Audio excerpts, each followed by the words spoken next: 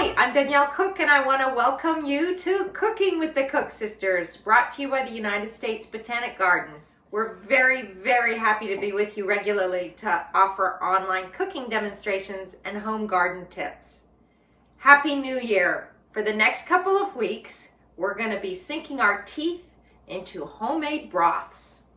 Today, the vegetable broth is an adaptation of my colleague Rebecca Katz's magic mineral broth, a powerhouse of flavor and nutrition. And we'll check in with the other cook sister, Adrienne, who's got some great ideas on planning your next garden. So let's get started.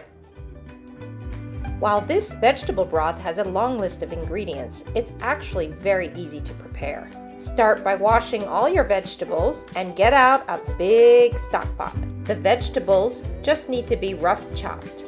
I'm removing the roots and the tops to most of the vegetables, but I'm not going to peel anything. The peels actually add to the flavor and color and health of the broth. This broth will be chock full of magnesium, potassium, and trace minerals. This broth is a real immune-boosting tonic, helpful in a myriad of uses, from a sipping tea to uses in hearty soups and stews. I'm going to cover it in cold water and get it going on the cooktop. I'm also going to add some kombu. Kombu is a long, dark brown seaweed full of iodine, potassium, and calcium. Kombu can be found in the Asian section of a grocery store or ordered online. Bring your broth to a low simmer and let it cook for at least 2 hours. I prefer to let it cook until it's reduced by half, closer to 5 or 6 hours. Strain the broth carefully into a colander that is set over a bowl.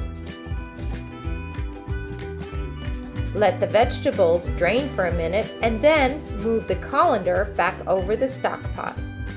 We've strained most of the broth out, but there's still a lot of good nutrition we can get out of these vegetables.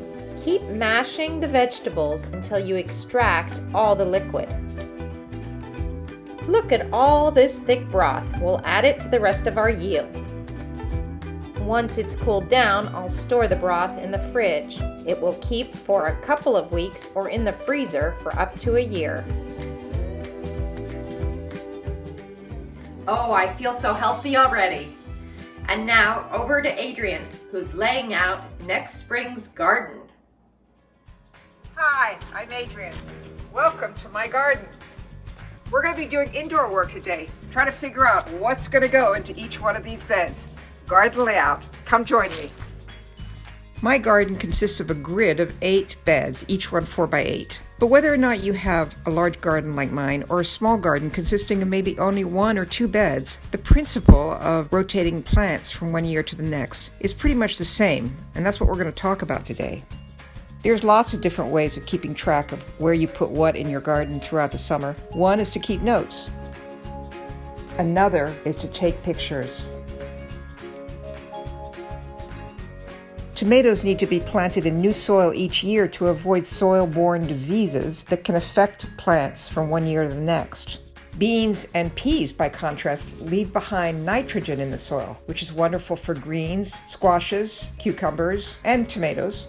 So we'll switch those around. Bed 4 has garlic growing in it. It'll overwinter and mature in May, and then I can put in some tomato plants. I grew late potatoes in bed 3. Next year I'll plant early ones in bed 5. Cucumbers will move to bed 3 for 2021. I'll tuck in greens here and there and scallions and other low-growing varieties that don't take up much space. And that should pretty much do it. I hope this exercise helped you figure out what you're going to put in your garden and where you're going to put it. Thank you so much for joining me. We'll see you next week.